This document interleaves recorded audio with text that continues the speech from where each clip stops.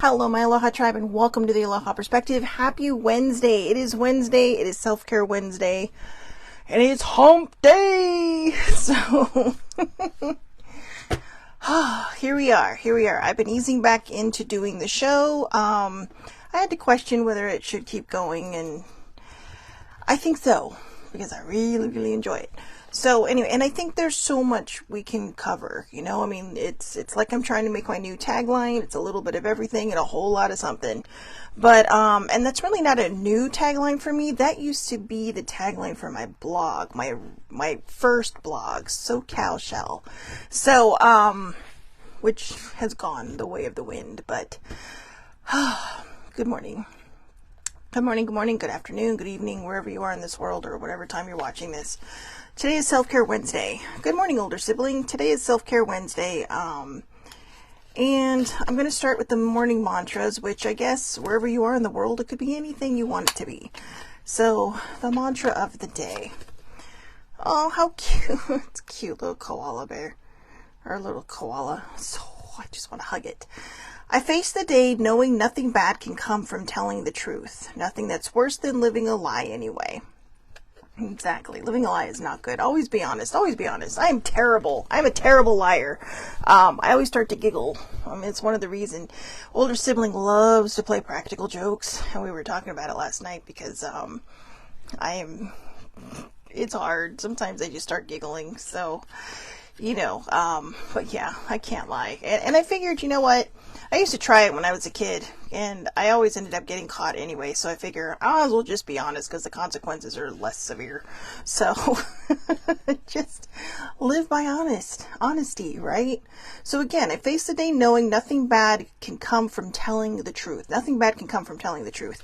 And that is true. Nothing bad can come from telling the truth. Now, I know in some situations people will say, yeah, but you know what? Don't get yourself into those fixes, and you're not going to have a problem. So, today is Self-Care Wednesday, and I thought, a lot of times we open up with all the self-care cards and, all these different things, but last night while I was writing, I had a whole subject planned for today, and then part of my therapy homework was my therapist told me to write the story of my life, and I got to chapter 12, and I was just writing, and I thought about, I was writing about my mom's passing. And, I had in chapter 11, I discussed the relationship that I had with my mom and how it was kind of complicated for a long time. But then I realized I never truly addressed my grief. And I think a lot of us don't. I think, grief can be, surprisingly, I have found in my own perspective that grief can be very complicated. For some people, it's just, okay, I've gone through all these stages and now I'm good to go. And maybe they are, maybe they're not, or maybe they think they are. Who knows?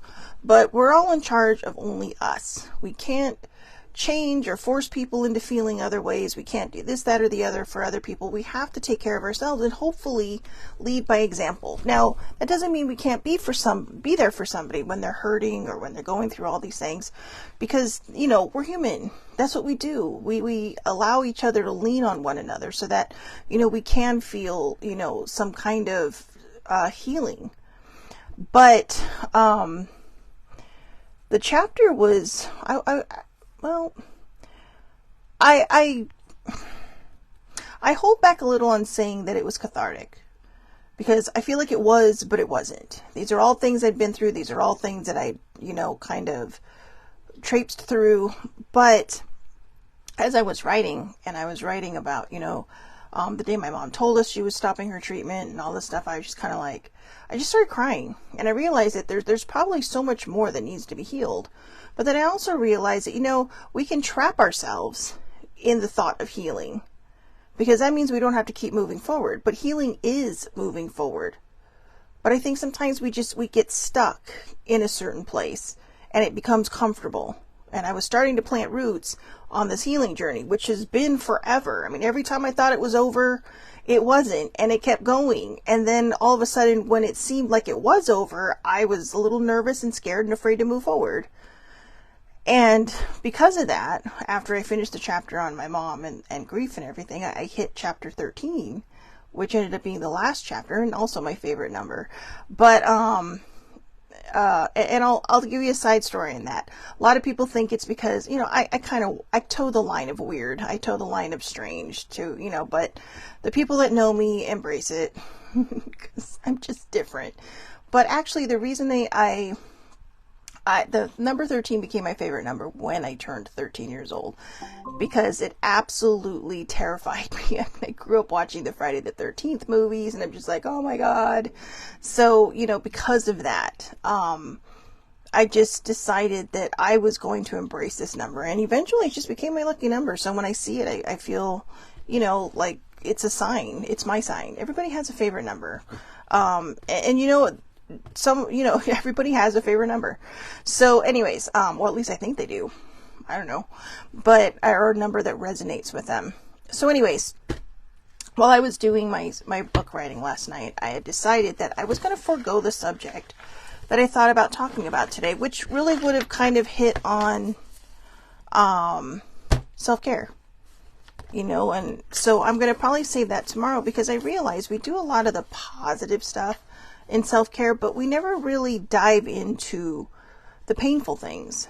We never really dive into what could have caused these negative situations, could have caused these moments where we're not feeling so fresh and need that really good self-care. And I thought, you know what? Maybe this is where we dive deep. I mean, the Aloha perspective isn't just about talking about body positivity, mental health, feeling good about yourselves. There is a thing, and I will get to it, called toxic positivity. And I hate the word toxic, but in some cases I do understand how, they fit into certain scenarios or into certain situations. But I thought we never talk about what gets us there. What is happening in our lives where we need this self-care? What is happening in our lives where we feel so upended and so, chaotic and confused? I mean, I wrote at the end of my book that at some point this journey felt like a barrel of chaotic monkeys. The monkeys took over. But, it's, I've gone through a lot of different barrels of monkeys on this journey. The chaotic ones, the emotional ones, the crazy ones, it's been a journey. It's been a journey. And, it was a tough one. But like I said, as I was finishing up the chapters last night, I had intended on writing chapter 13 today. But I was just in such a zone that I had to keep going. And because of that, I cut into sleep time. But that's okay, because healing is worth it. So I thought, you know what, let's get back to one of the basics. There's all different reasons why we might need self-care. Maybe we're stressed at work. Maybe we're overwhelmed in life. Or maybe we're just like, hey, it's time for me to take care of me. It's time for me to look inwards and do something nice for myself, which people should do. Self-care is not selfish, it's necessary. But what I wanted to talk about was grief. And when we hear the word grief, we often think of death, right? But grief comes in many forms. Grief can come in the form of trauma. I feel like I'm tripping over my words here. Grief can come in the form of trauma. It can come in the form of losing something, like a relationship, a job, all different things, even what some people would consider the small things. Maybe you get into an accident and your favorite car just got totaled, right? I mean, it's like this. Yeah, and maybe there's a story behind this car. There's all different forms of grief. When we lose our fur babies, that's a part of death, but other people who don't have fur babies, they don't, or little water babies, whatever pet you have, they're our family for a lot of us. And when we lose them, people don't understand, because they think, well, it's just an animal. No, it's not. It's not. To some people, your pet may be just an animal, and I feel sorry for that animal, because they really do and should be a part of your family. They're not there to entertain you. They're there to be a part of your family. But, no matter all the different things, maybe you had a dish that you had for 10 years and it had sentimental value and it breaks. There could be grief tied to that. And I know there's a lot of people who might think, well, that's silly, but it's not, because then all of a sudden you're feeling all this sad stuff. You're like, I mean, you sweep it up, you throw it away. You're like, well, okay. But when you pass that certain space again and it's gone, it might evoke a feeling that you didn't know you had. But because it seems so mundane, you just, you wipe it away as something being, or you swipe it away thinking it's, well, I don't know why I'm feeling this way. But you didn't take the time to really kind of grieve over something that was a part of your life for so long. And I think that's the problem, is that a lot of times we lose certain things and we just, okay, well, like a job. Maybe, when I lost my job, it sent me into a bigger tailspin than I was already in. Because that had been my life for 15 years. That had been my life and my people and my friends. And, well, most of them, it turns out most of them were just coworkers that I saw every day. But I left with some very good friends, that I still talk to today. But it had become my identity. And I never grieved that part of me. I never grieved that worker Shelley, and because of that, I just kept tail spinning. I would think about it and I would be upset, or I'd cry, and, then I thought, well, one day I sat down and I thought, well, maybe I need to really kind of zero in on this and grieve what happened. And so I did. And I came out the other end just recently, because it took me a while to get to that point. And sometimes it does, because sometimes we don't realize what it is that causes these things. So remember that when it comes to grief, it's not just when you lose somebody or something, like a pet or a person. It's not just about death. Maybe you had a relationship you were in that maybe you thought it was the one, or maybe, you had hopes for it and it just ended. It could be a friendship or a familial relationship. When you choose to set boundaries and walk away from people, that can cause grief too. That can cause a lot of pain. And, you have to deal with it. You have to go forward with it.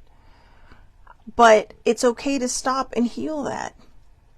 I mean, you don't have to blast it to the world, because maybe you're afraid people won't understand. But maybe if we talk about it more, people will understand that is a process. That grief isn't just about death. Grief is about experiencing loss of any kind. Whether it's something huge like death, or maybe something what other people would consider small, when you lose something that was important to you, or something that was important to you breaks and you have to throw it away.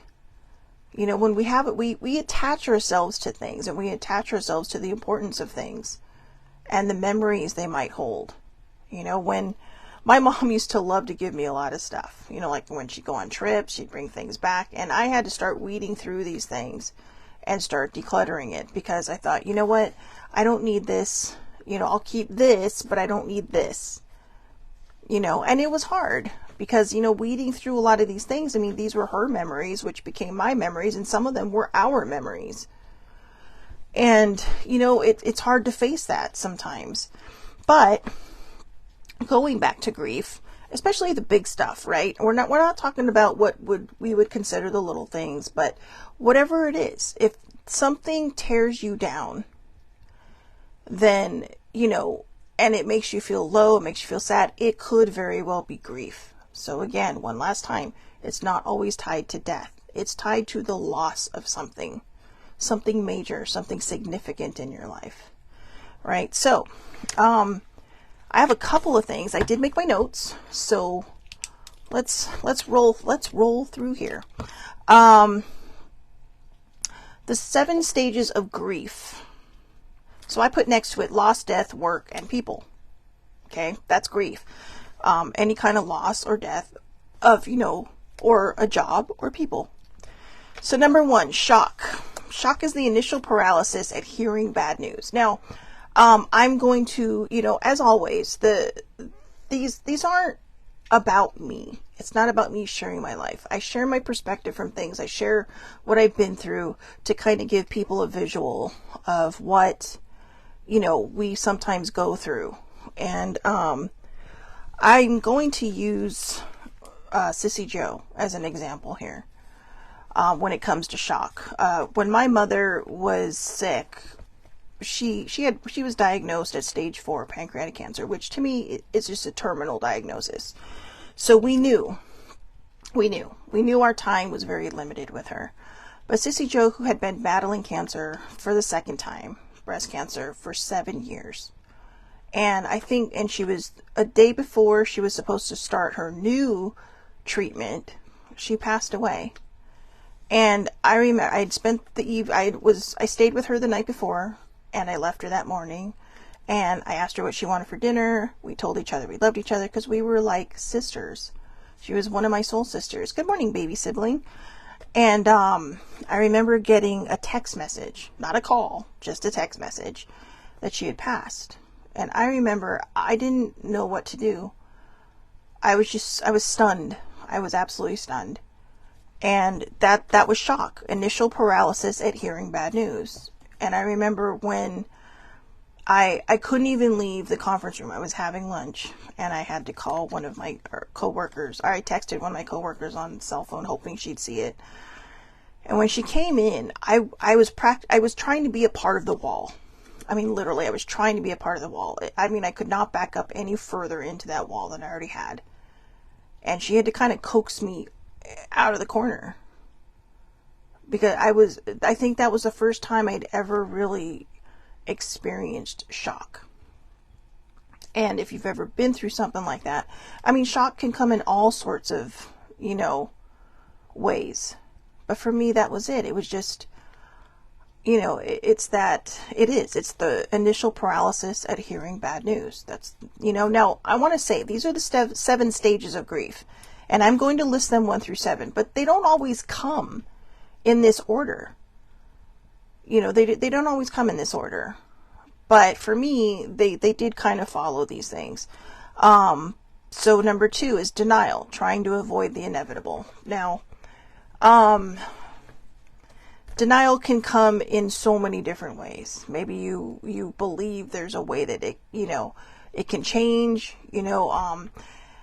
especially when people pass away or we lose something like a job or a relationship, and not just a romantic relationship, any type of relationship. We don't always want to see what's right in front of us because it's hurtful. It's painful. And what we've always known about pain is it's not fun. Well, for some people it might be, but humor, but no, but for the most part, when it comes to grieving type of pain, it's not fun. It hurts. It's not just like getting a splinter or getting a paper cut. I mean, it hurts. It hurts because you can't put a Band-Aid on it. And the only way to get through it is to heal it. You have to feel it to heal it. And not everybody wants to feel it. So they push it down and they push it down and they push it down. And for me, a lot of times the denial isn't necessarily that somebody's gone. It's the denial of the feeling that they're having. Well, I've dealt with it. I pushed it down. But the problem with pushing things down is that they eventually come back up. So sometimes I think, well, not sometimes, I personally believe, and I know this from experience, that the best way to move through something is to feel it all. To feel it all. So number 3, anger, frustrated outpouring of bottled up emotions. That's what happens when you push shit down. It's going to come back up. You're bottling it up. It's like taking a soda and shaking it, or a beer and shaking it, anything carbonated, right? And then opening the top and poosh, it's going to go everywhere. And that's what happens sometimes with the anger. And then you lash out at people that don't deserve that. And a lot of times, grief can come also from trauma. You're mourning a part of you that you never got to be. You're mourning this inner child who never got to have this life, or this, adult person who's been hurt by people, or, hurt people hurting people. And it keeps going, right? The anger is hurt people hurting people. And when we deny it and we push it down, it comes out in different ways. So, you could be upset that you've lost somebody or something, but you may get mad. Maybe you see something that triggers you on the TV, and that's punching you in that bottled up emotion. So that bottled up emotion may be about one thing, but now you're pissed off at something else and you have no idea why. It's like letting off steam a lot of times. Or maybe someone says something and you start a fight and you have no idea why. Maybe it's something so dumb and trivial that you can't imagine how it got this far. But that's anger. Number 4, bargaining. Seeking in vain for a way out. I can't tell you how many times I prayed for a miracle for my mother. And it never came. And I felt, for me, the bargaining part is the hardest, because when we don't get the answer we want, to me, it makes it harder. We struggle more. We look to the reasons why it should have worked, why we shouldn't have worked. For some people, they blame God. For some people, they blame whatever deity they believe in. How could you do this to me? My father couldn't understand, how this could happen to my mom, because she was such a devout person in what she did. It was a struggle. And bargaining, I think, is one of the worst things, because again, when we don't receive the answer we want, it upends us. And, it can make us tailspin. So number 5, depression, the final realization of the inevitable. The final realization of the inevitable. Now, we hear depression and everyone thinks, well, I don't have depression. Depression isn't necessarily, that you're going to be affected by this for life. You're not being diagnosed with depression. Depression, to me, has 2 meanings. There's people who, like me, have a dinged up mental health, and there's people who go through what I call the common people blues. But when you lose something, when you're in the stages of grief, depression is a real thing, because you're faced with this new normal. You're faced with this new reality. See, everybody uses the term new normal when we lose somebody, when somebody passes away. But if you've been in a relationship for a long time, or a friendship, or a family thing, there's depression there when you lose that. There's depression there when something is ripped out of your life that you thought would be there forever. Because it is a new normal. It is you trying to figure out how to take that first step forward without something in your life, without this person or this job or whatever. I already suffer from a dinged up mental health. So when I lost my job, it just added. It added. And I just thought, well, it's just, exacerbating my depression. But no, it was a whole different grief system. That depression was out of grief, but I was tying it into my own mental health. And that made it harder. That made it worse, to be honest with you. But it is the final realization of the inevitable. We don't like things to end. But then, we call it the new normal because you try to figure it out. You try to figure out how to move forward. I remember the day after my mom died, I'd never seen my dad and I so quiet, especially me. Obviously you got to have some kind of gift of gab to be able to do this show and do it live. But, I don't know that we said more than 2 or 3 things to each other all day. And my dad ended up going to bed at like 4 or 5 o'clock. And I remember just watching this one show it was new that summer. And I remember watching every single airing of the episode. It's like, one would air, I changed the channel to the West Coast one, and then, there's just the replays, everything. Because I couldn't focus. I was lost. I was lost in my depression when my mother when my mother passed away. Because it was a new normal. How do you move on without somebody? How do you move on without, especially if you have a fur baby? The only issue with fur babies is they have a time limit. Unless you have a turtle or a parrot, you are probably going to go through several fur babies in your lifetime. And we have to find a way to reconcile that. And, it's not always easy, but it's the same with when you lose a family member, whether it's through death or through some kind of issue. It's not that we're not sad about it. We are. It's not that, we don't hurt when they talk about us nasty behind our back. But what can you do? Sometimes standing our ground. can cause friction. But, if you believe in something, then stand there. We're not always right, completely right in the end.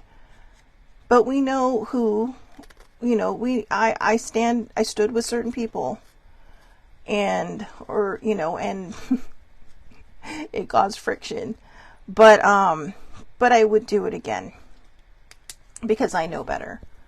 And I know who I care about in my life that are my family. And if other people don't want to see it that way, then I had to learn that that's just how it is. Because it's their loss. I'm a delightful human being. I know. Well, watch me toot my own horn. I'm a delightful human being. But you know what I am? I've spent so much time not seeing the person that I am. That, I'm not being all, as my mom would say, big on myself. I'm just acknowledging what other people have said about me. And acknowledging the fact that there are a lot of people who like to be around me. And if other people don't, that's not my problem anymore. I'm too old to worry about that kind of shit. So anyways, number 6, testing, seeking realistic solutions. I've never heard of testing, to be honest with you. Oh, thanks, older sibling. I've never heard of testing, to be honest with you. I know there were 7 stages of grief, but this one was different. But I liked it because we are seeking realistic solutions. When it comes to grief, we're trying to figure out how to navigate this situation, whether you're in the midst of your grief because someone might be dying, or maybe they've passed, or maybe you've lost your job, or maybe that a job loss is, on the horizon, potentially, like when people announce their layoffs, right? Sometimes facing the unknown is kind of testing. It's testing the waters. Am I going to be okay? Of course you're going to be okay. Am I going to feel like I'm going to be okay at the moment this thing happens? No, you're not. You're going to be like, oh crap, what now? I had an idea of what was going to happen to me just from some of the behaviors of some of the people around me. But when I lost my job, when my position was eliminated, laid off, whatever you want to call it, I wasn't fired. I was laid off and my position eliminated. When that happened, it still upended me. It still hurt. Because I had been in the bargaining stage. Come on, God, please, just let me leave on my own terms. But I wasn't given that option. I wasn't given that choice. The choice was made for me. And I get it. It's okay. I'm past it now. Everything happens for a reason. And I really have been on the most incredible healing journey for a very long time, for quite a few years now. But that really kind of kicked it into gear. That kind of kicked it into, who do I want to be? Who am I? Am I just this person who sits behind a desk and greets people at the door? Who kind of office manages without having the title?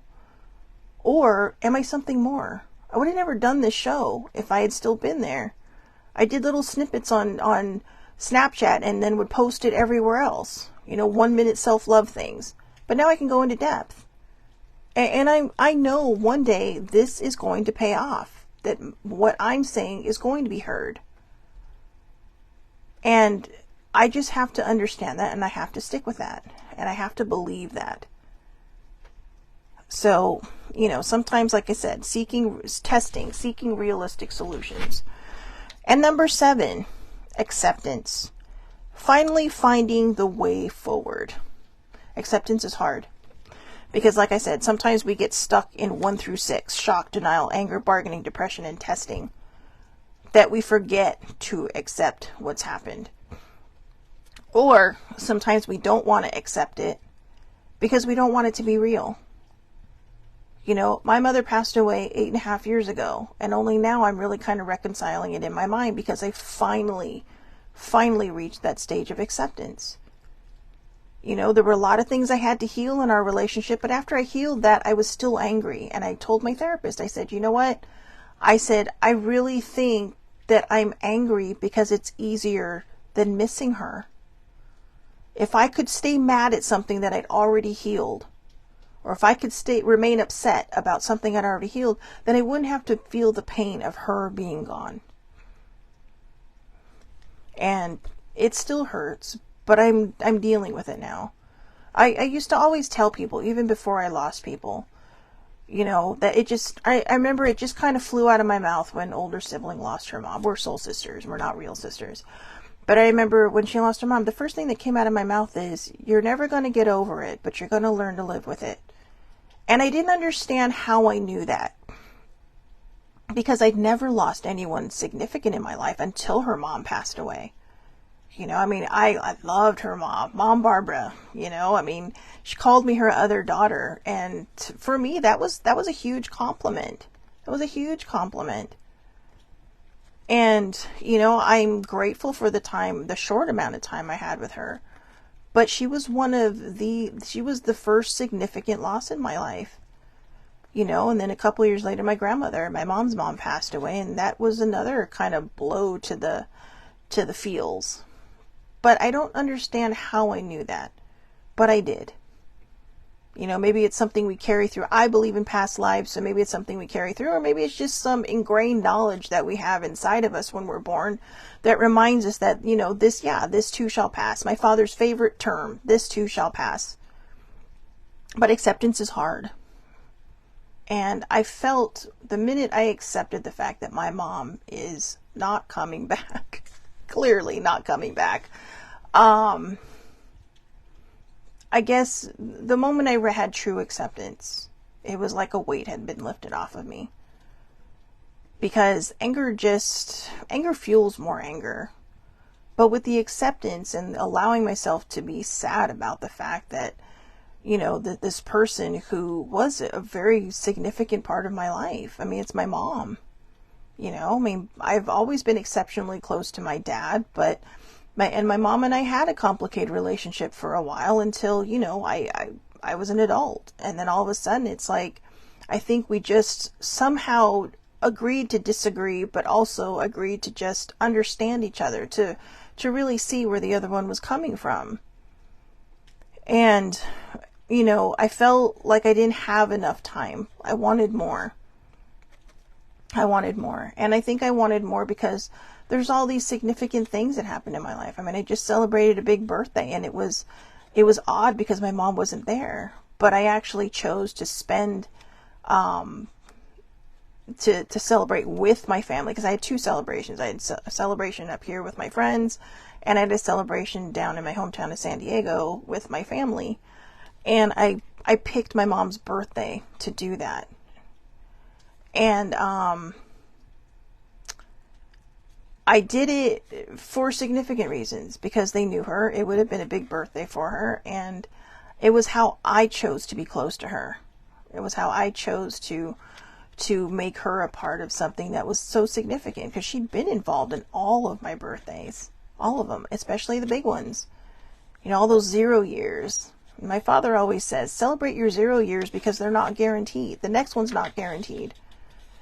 So I made a note with acceptance. This one can be hard because it's accepting the situation for what it is, and not all people get here.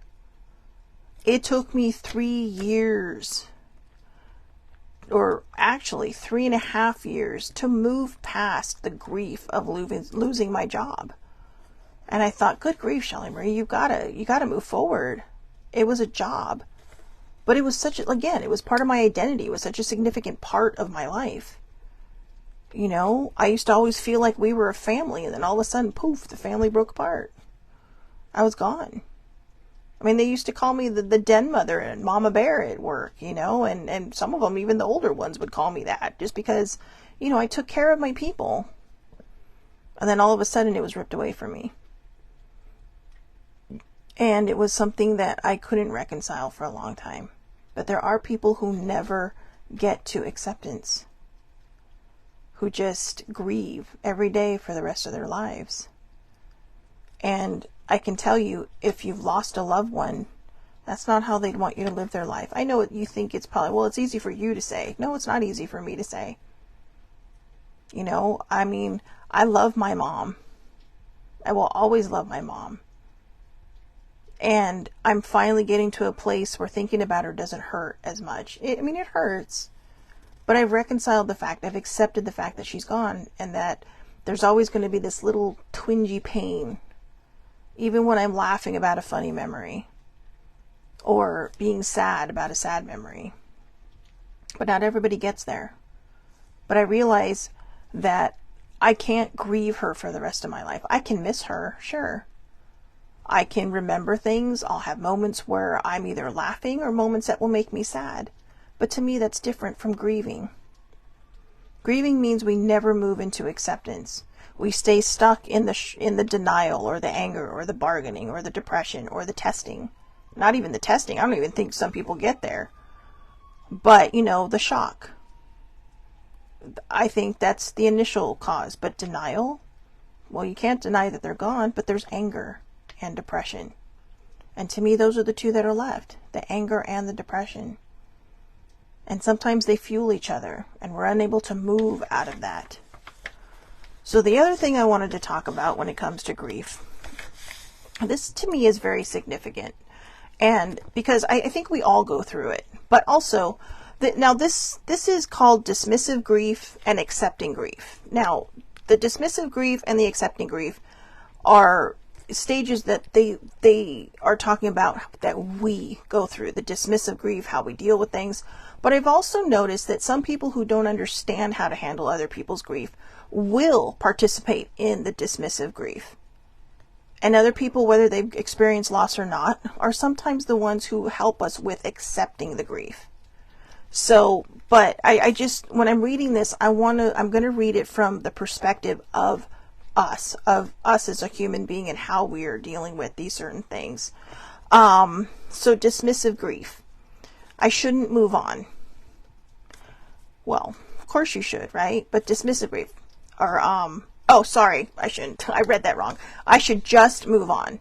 So a lot of people just like to take their grief and push it down, right? Maybe something hurt you, something, again, we've talked about all the different forms of losses and traumas and everything. And the dismissive grief is, well, it's over with, I'm just going to move on. And some people can do that with no problem. Some people just know how to, they're like Teflon. Things just slide right off of them, right? But other people aren't. And when we don't grieve these things, we're taught that, grieving is a certain period. But it's not. Grieving doesn't have a time limit on it. Grieving does not say, okay, it's been a year, you can go on with your life again. No, it happens when it happens, and it's up to each individual to make that happen. That's why I said some people never reach acceptance. But dismissive grief, the attitude is, I should just move on. Accepting grief is observing the emotions, thoughts as they come. Observing the emotions and thoughts as they come. That's how we heal. Dismissive grief is pushing it down. Accepting grief is feeling it to heal it. You got to feel it to heal it. Got to go through it to grow through it, right? So that's the accepting grief. So again, dismissive grief, number one, I should just move on. The accepting grief is observing the emotions and thoughts as they come. Observing the emotions and thoughts as they come. So dismissive grief number two. It's past, you should try this, that, or the other, and I have been through worse. Now, this is the one that kind of got me, because there have been people in this world that says, oh, I've been through so much worse, so you're going to be fine. You're going to make it through. And that's not necessarily grief as in death. Sometimes it's just when you're grieving something, just something in general. Oh, you'll be fine. Or maybe you're thinking to yourself, I've gone through worse, I'm going to be okay. So we push it down some more. We push those emotions down some more. The accepting grief is, how can I be in this moment? What am I feeling? And what do I need right now? Again, this is the feel it till you heal it thing. This is when the emotions come up, we don't shove them back down. We just move through it. Moving through it is how we heal. Pushing it down is that's where the anger comes from, right? Frustrated outpouring of bottled up emotions that might be about one thing, but come out as a whole different thing when they do, fly up. Number 3 of dismissive grief, immersing yourself in distraction, whether it's work, harmful behavior, or substances. The accepting number 3 seeking support, connection, and situations where you are your highest self. So instead of looking to work or harmful behaviors or substance abuse, or in my case, emotional eating, what we would do is we would turn to people. In my case, I went back to therapy because I felt stuck, right? I was just stuck in this place. But I also have a very good support system. I have older sibling, baby sibling, my dad, people who listen and talk to me. You know, I have friends that I can reach out to. Hey, you know, want to go hang out? And they know they can come to me as well. You know, they know I'm going to be there for them just as much. So, you know, having a good support system, having that connection, and being in situations where you can be your highest self, where it's okay to move through these feelings as they come up. You know, when we suffer grief in the form of loss, like a death or something, we could be sitting there having the best time of our lives, right? You're sitting there, you're out with friends, blah, blah, blah. All of a sudden, maybe you go to the bathroom, you look in the mirror, and it comes up. The feeling comes up. Again, there's no time limit on grief. Grief is like a monkey. It's the monkeys in the barrel, right? You can keep them in the barrel, but they're going to escape eventually. And you can't do anything but try to grab them. And, you know, just while you're trying to grab them, that's the healing. That's the feeling that you're doing it. You're going through it to grow through it. So number 4, judging your reaction and trying to change it. That's the big one. That goes right with the other one, right? Where you're thinking, oh my God, I'm having the best time of my life. Why am I in tears? Why am I upset? Why am I angry? Because you're having an emotion. You're feeling this new normal. You're feeling this pain, this grief. I mean, it could be years past what you've, you know, been through, but maybe something triggered you while you're sitting there talking. Oh yeah, I remember when so-and-so used to do something. And that could bring up the emotions, and that's okay. But instead of judging that reaction and trying to change it, support your inner child's reaction with acceptance, because sometimes it is the inner child, right? If it's trauma. And if it's not trauma and it's just this pain of grief that's come up, supporting the inner child's reaction with acceptance means you're going to feel it to heal it. You're saying, okay, this is valid. This is valid. My feelings are valid. That's really what all this is about. It's about validating your feelings and being okay with it. Understanding that you're human and that you have emotions. You're not Mr. Spock. And I think even Mr. Spock had emotions from time to time, right? Oh, that's Star Trek, by the way, for those of you who don't know. Not Dr. Spock, Mr. Spock. So anyways, so, you know, not everything is logical, but emotions aren't really logical. And when you're someone like Mr. Spock and you have emotions, they can be scary. They can be hard to deal with because they're not familiar, because there is no logic to them. They just are what they are. You know, it's like pollen in the air. You never know when one's going to land on your face and make you sneeze or itch or cry or whatever. You know, if you have allergies, even if you don't have allergies. Can't tell you how many times I've inhaled pollen and just sneezed for about 2 days. But it's kind of what they're like. It's that emotion that just kind of hits you right between the eyes, and, you know, you figure out how to move through it. And then the last one, just be positive. That's the dismissive grief. Just be positive.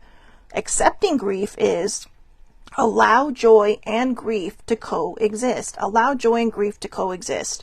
So earlier I talked about toxic positivity. So when we sit here and talk about dismissive grief and just be positive, I made a note that says do not fall into the trap of toxic positivity. Now, that's kind of a double-edged sword, because I think positivity is a beautiful and wonderful thing. But when someone's hurting, or when you're hurting, you know, don't just say, hey, it's going to be okay, just smile, you know, get over it, it'll be fine, you don't need to cry about it. To me, that is toxic positivity. I'm not sure if that's the actual definition for it, but to me, that's what it is. You're hurting, and someone's trying to positive you out of it.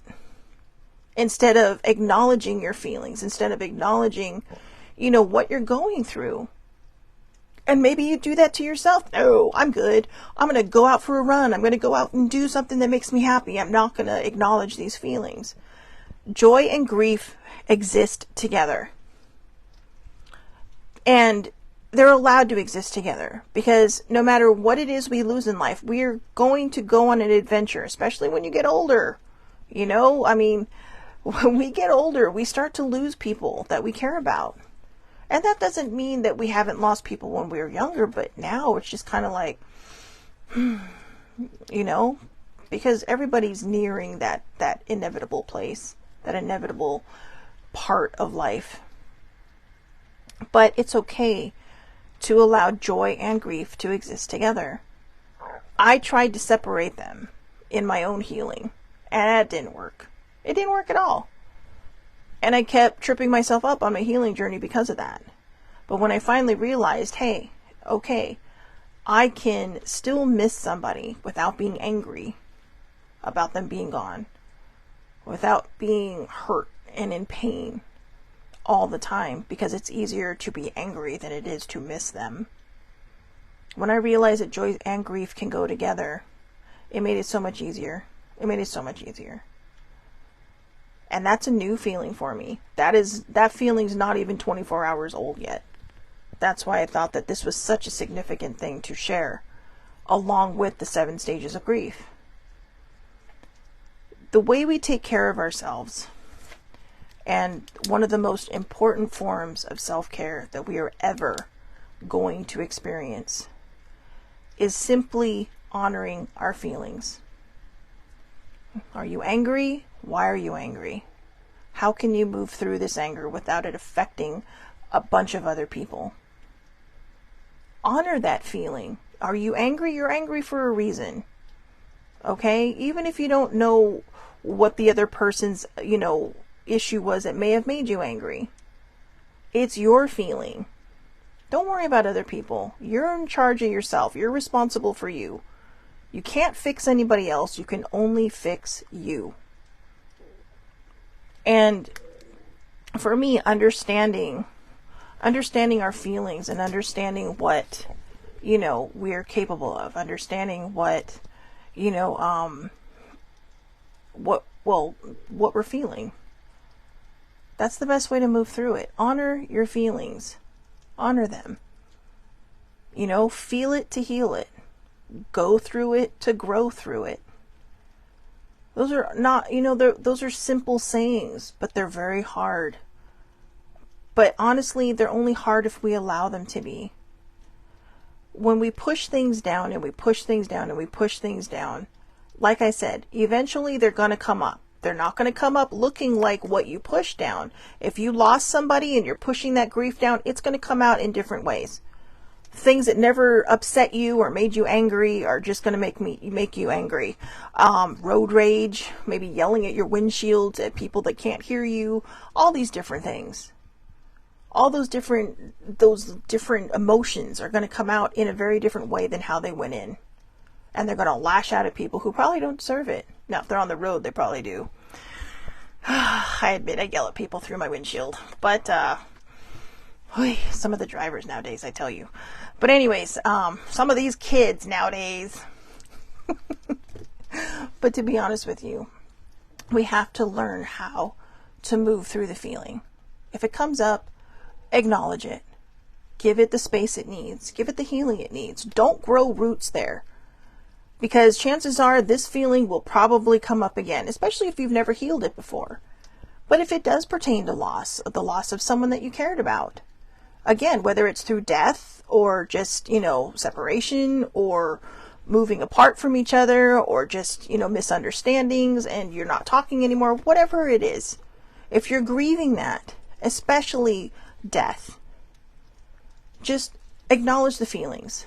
Because if it is a situation where a death has occurred, these feelings are probably going to visit you from time to time for the rest of your life.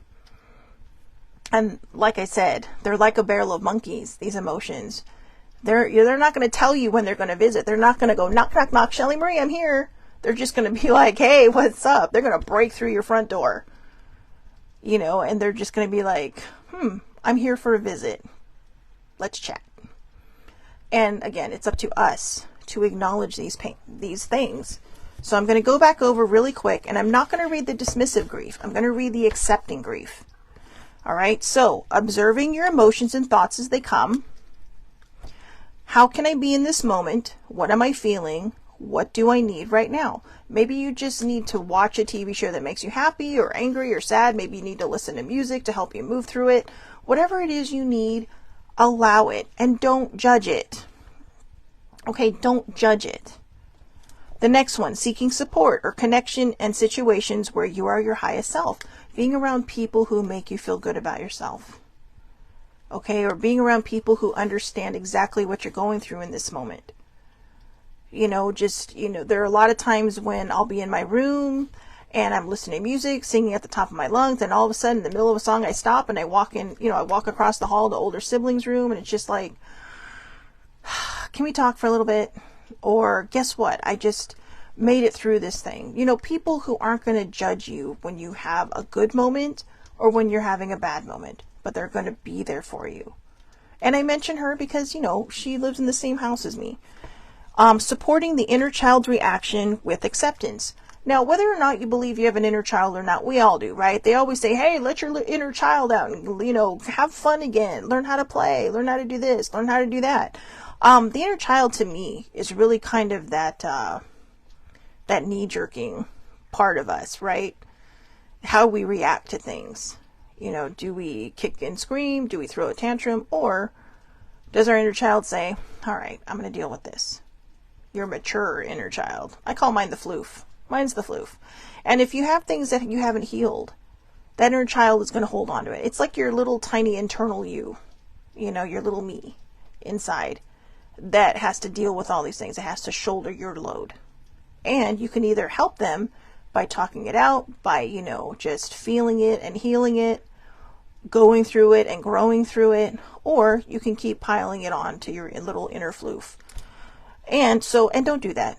Just, again, support the inner child's reaction with acceptance. Don't judge it. Don't judge your feelings. Your feelings are valid, regardless of what the situation is. So don't judge it, but, heal it. Don't use it as a way to get attention. Heal it. Because there's a you that everybody loves. You don't need to, have certain behaviors for people to notice you. People notice you, because you're amazing. You're an awesome human being. So let them see that part of you. And if you're hurting, be honest about it. When we are honest about our emotions, even if we just have emotions right in front of people, I used to feel embarrassed and I'd walk away. Now it's just like, oh my God, you guys, I don't know where this came from. And I realized how supportive the people around me are. But I've also shown them that it's okay to have feelings. It's okay to have emotions. It's going to happen. And like I said, like those little barrel of monkeys, they are not going to announce themselves. They are just going to come flying at you, swinging from the trees and, throwing little things at you and saying, hey, catch me. Those are your emotions. They just get loose sometimes. And with the right amount of people, or if you're with other people, they can help you catch those monkeys and put them back in the barrel. All right. And the last one, again, allow joy and grief to coexist. To me, that's the most important one. Allowing joy and grief to coexist. I hope that you have more joyful days than sad days. I hope that you find that balance between the joy and the grief. It has taken me a long time, but I decided that I'm not going to make myself feel bad about how long my journey took, because I can talk about it now. I can talk and tell people, hey, don't make the mistakes I made. Don't push things down and ignore them and run from them, because you're just wasting time. You're wasting time. For me, I don't think it was a waste of time. I think I'm exactly where I'm meant to be so that I can share this. Don't waste your time. I have people that come to me sometimes and, ask me this, that, or the other. And I said, you know what? Just don't run away from your feelings. The sooner you acknowledge them, the sooner you're going to be able to start healing them. And the sooner you start healing them, the sooner you can accept it and move forward. And as we do those things, we gather the tools. And you're never too old to heal. You're never too old to heal anything in your life. As long as you're breathing, and if you have something to heal, then heal it. Don't let it affect your life anymore. It's not worth it. Your feelings are valid. You don't need to push them down. When we push them down, like I said, they come up like a volcano in different directions over dumb things. over things that we probably never would be mad about normally. But we've been given permission to be angry about something, and that's how it comes up. And like I said, what you push down is going to come out as something totally different. And until you acknowledge what it is that you push down, until you acknowledge that maybe you can't, admit to the feelings that you're having about certain situations, just acknowledge them. Your feelings are valid. They're yours. But they're also yours to move through. They're yours to heal. And, they're yours to also push down if that's what you choose to do. I just don't advise doing that. Whether you're experiencing joy or grief or both. It's okay. It's really, really okay. So again, allow joy and grief to coexist. I hope everybody has a wonderful, wonderful day. I know today's Self-Care Wednesday was a little bit of a heavy subject, but I felt it necessary to really talk about it. Strangely enough, tomorrow we're going to talk about positivity. Not toxic positivity, but positivity. And like I said, I don't, there are some people that would say, me posting all the stuff I post would be toxic positivity. I post things that I know have helped me in the past, and I know will help other people in the past. Toxic positivity, again, in my perspective, is somebody feeling sad and blue and their feelings not being acknowledged, and somebody saying, hey, but it's sunny outside. Why are you sad? Oh, hey, go out there. There's rainbows. Let me grab my rainbow and hit you upside the head with it because, you should be happy. You're still alive. You're still this. You're still that. They're not validating your feelings. And a lot of times I think that happens because those people are the ones who can't validate their feelings. Those are the people who don't validate their own feelings. They just move through this positivity because they don't know how to face what hurts them. So, and that, that's them. Don't judge people who do that because, we don't know what other people are going through. Like I said, the only person that you can fix and heal is you. We can guide people, we can listen to people, we can chat with people, but we cannot force people into a certain way of living. Everybody's in charge of themselves. All right. So I hope everybody has a wonderful, wonderful day. Thank you so much for joining me on this interesting and strange, but I feel helpful journey through grief. And I'll see everybody back here tomorrow, 8:30 a.m. Pacific time, Facebook Live. All lives are public. Anybody can watch. We don't need to be friends because they are public. And I also share them to my Facebook page and my YouTube page, both under the Aloha perspective. And if you're on Twitter, I share the links there. So again, I hope everybody has a wonderful, wonderful day. Please, please, please take care of yourselves. And most importantly, honor your feelings. Whatever feelings coming up, your feelings are valid. So honor them. That's how you heal it. That's how you grow through it. All right. Have a great day.